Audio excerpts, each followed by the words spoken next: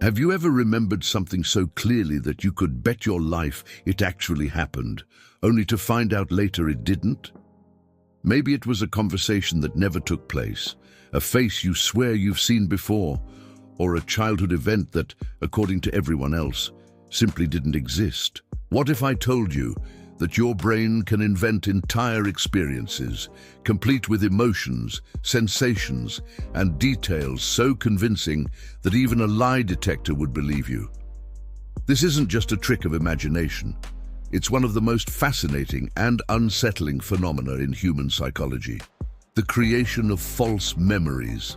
The truth is, memory isn't like a video camera.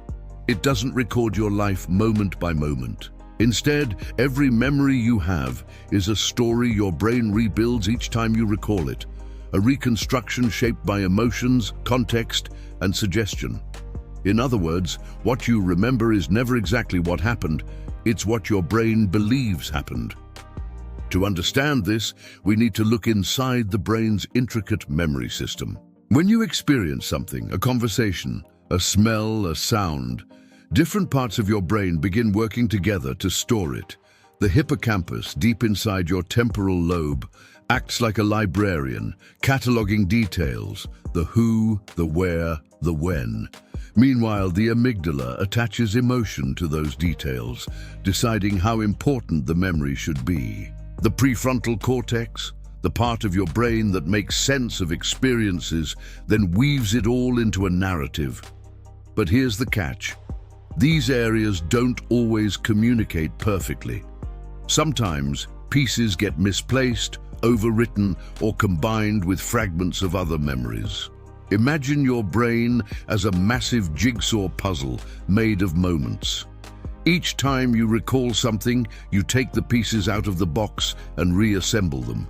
But your mind isn't perfect. It can mix pieces from other puzzles, fill gaps with imagination, and then confidently say, "Yes, this is exactly what happened." The next time you recall it, you're not remembering the event anymore. You're remembering the last time you remembered it, and with each replay, the story shifts slightly. This is why eyewitness testimony, though often emotionally powerful, is one of the least reliable forms of evidence in court. Decades of psychological research have shown that memories are frighteningly easy to manipulate. One of the pioneers in this field, psychologist Elizabeth Loftus, demonstrated that simply phrasing a question differently could alter someone's memory of an event. In one experiment, participants watched a video of a car crash. When asked how fast were the cars going when they hit each other, people gave moderate speed estimates. But when the verb was changed to smashed, they not only estimated higher speeds, they also remembered seeing broken glass that never existed. The mind fills in details to make sense of a story, even if those details were never there. It's called confabulation, and it happens to all of us. Your brain doesn't like gaps in a narrative. It craves coherence. So when information is missing, it doesn't admit, "I don't know." It invents something plausible, stitches it into the fabric of memory and moves on. You don't question it because your brain's number one priority isn't accuracy, it's survival. And survival favors certainty, not confusion. What's more unsettling is that emotion amplifies distortion. Traumatic or deeply emotional memories feel incredibly vivid, which makes us believe they're more accurate. But research shows they often the most distorted of all. When adrenaline floods your system, it strengthens the emotional tag of a memory, but not necessarily the factual content. That is why two people can experience the same shocking event and remember it in completely different ways, each one utterly convinced their version is true. But false memories don't just arise from suggestion or stress. They can emerge from imagination itself. When you vividly imagine something happening, your brain activates many of the same neural pathways as it would during the real event. Over time, your mind may blur the line between what was imagined and what was experienced. Children are particularly vulnerable to this, as their brains are still learning to separate reality from fantasy. But adults aren't immune. In fact, studies have shown that even a single suggestion, "Are you sure you didn't do this?" can plant a false memory strong enough to alter behavior. This is why memory manipulation isn't just a psychological curiosity, it's a tool, sometimes used intentionally. From police interrogations to media influence, the way information is framed can subtly reshape what we believe about the past. Repetition strengthens these distortions. The more you hear a version of a story, the more likely you are to adopt it as your own memory, even if it contradicts evidence. It gets even darker. Neurological experiments have successfully implanted false memories in mice, causing them to fear a place where they'd never experienced pain. Scientists did this by activating specific neurons in the hippocampus associated with memory recall, essentially tricking the brain into believing something terrifying had occurred. While we're still far from doing this in humans, the implications are chilling. If the brain can be fooled into rewriting its own history, how can we ever be sure what's real? And yet, false memories aren't always sinister. They're part of what makes us human. Memory's flexibility allows creativity, empathy, and imagination. It's the same mechanism that helps writers invent stories or helps you remember a loved one's face, even after years. The danger lies in not knowing when your mind has crossed the line between memory and fiction. Perhaps the most haunting part is this. When your brain creates a false memory, it doesn't feel false. There's no flashing warning sign. The emotions, sensations, and conviction are just as real as a true memory. You can smell the perfume, feel the wind, hear the voice. And yet, none of it ever happened. The illusion is perfect because it's built from the same material as reality, your own neural patterns. So the next time you recall a moment from your past, a first kiss, a childhood trip, a painful argument, pause for a second and ask yourself, what if it didn't happen exactly that way? What if your mind, in its effort to protect or simplify, has rewritten the script? The truth might be less comfortable than you think. The real power of false memories isn't just in how they distort the past. It's in how they shape who we are. Every belief you hold, every emotion tied to your identity is built on the foundation of your memories. When that foundation shifts, even slightly, it changes the story of you. Think about it. If a single memory can be altered, then the version of yourself that memory supports begins to shift too. Maybe the reason you distrust someone is based on an event that never truly happened. Maybe your confidence, your fears, your regrets are echoes of moments your brain invented to make sense of chaos. Memory is the architect of identity. Without it, there is no continuous sense of you. But if memory is this malleable, then identity becomes a fluid illusion, a constantly edited film directed by your subconscious. That's what makes false memories so haunting. Not that they exist, but that they feel real enough to define us.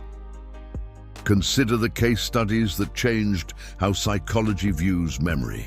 In the 1990s, several patients undergoing therapy began recalling traumatic experiences of abuse they'd supposedly repressed for decades. Some of these claims led to court cases, destroyed families, and ruined lives. But later investigations revealed that, in many cases, these memories were planted unintentionally through suggestive questioning, hypnosis, or visualization exercises. The patients weren't lying. They genuinely believed these events had happened. Their minds had built vivid, emotionally charged false memories, powerful enough to reshape their entire lives.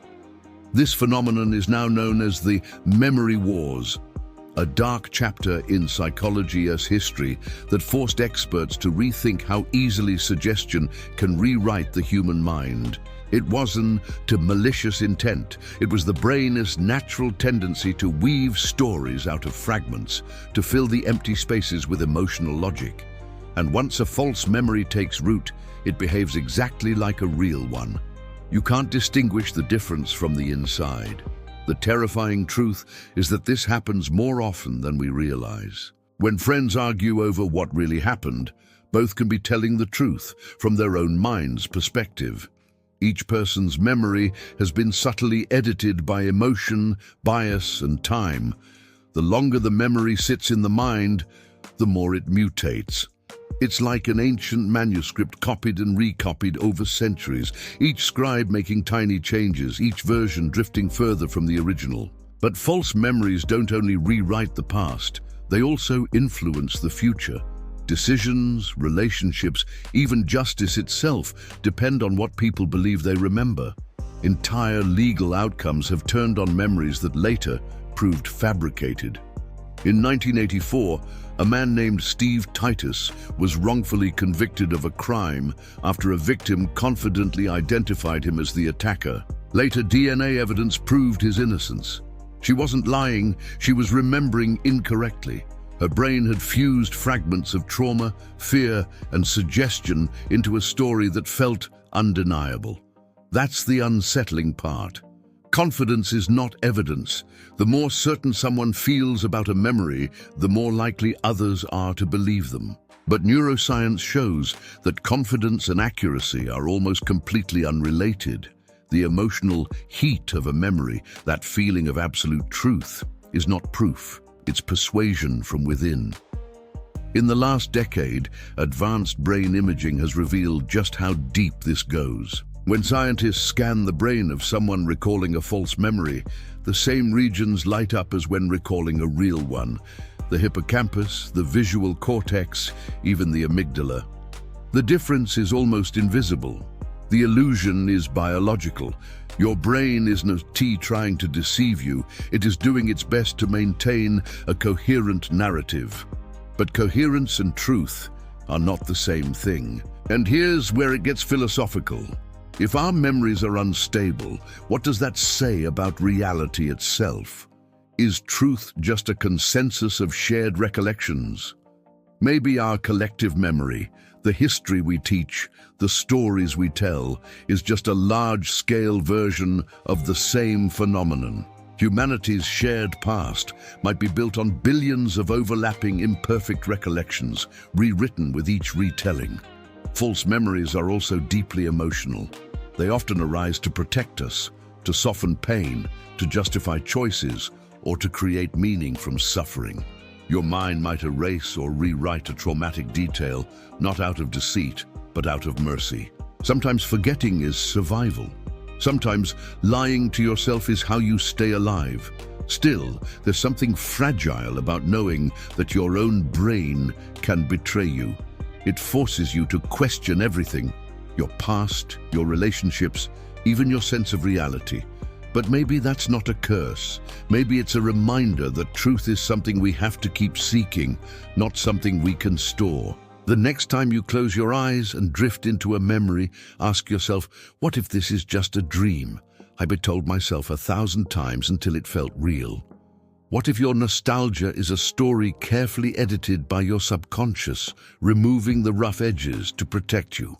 What if every person you've ever met, every emotion you've ever felt, exists not as it happened, but as your mind needed it to happen? Because the truth is, we are all living inside our own versions of reality, and memory, the very thing we rely on to define it, might be the most convincing illusion of all. So maybe, instead of fearing that our minds can create false memories, we should respect the power that makes it possible. The power to imagine, to heal, to reinvent. After all, the same brain that can make you believe a lie can also make you believe in yourself. If this made you question your own memories, you're not alone. The mind is deeper, darker, and far more mysterious than most people realize. If you want to keep decoding it, subscribe to MindDecode HQ and join the ones who dare to understand what the mind tries to hide. Because here, we don't just remember, we uncover.